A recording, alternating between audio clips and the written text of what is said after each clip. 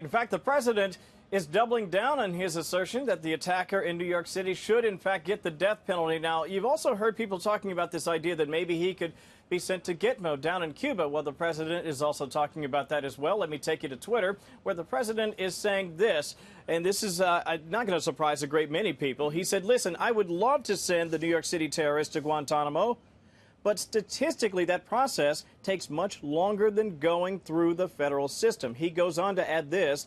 There's also something appropriate about keeping him in the home of the horrible crime he committed. And then again, you see right there, should move fast, death penalty. Court documents say Cephala Saipov planned the attack for about a year, did it in the name of ISIS.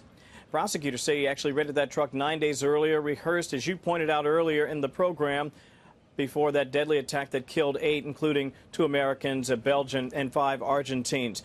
But there are some out there who feel like the president should still consider him an enemy combatant. Among them, a lawmaker that you know well, Lindsey Graham. He writes this: it appears the Trump administration is continuing the Obama policy of criminalizing the war on terror by not declaring Saipov an enemy combatant. It's ridiculous to believe that one day of interviews in a hospital tells us all we need to know about Saipov's terrorist ties. He adds this: the Trump administration missed an important opportunity to send a strong message to terrorists and make America safer. This is a huge mistake. Very sad. Now, the president, as you also heard yesterday, did say that he is moving to eliminate the visa diversity lottery that, of course, enabled the Uzbeki nationals to come to this country.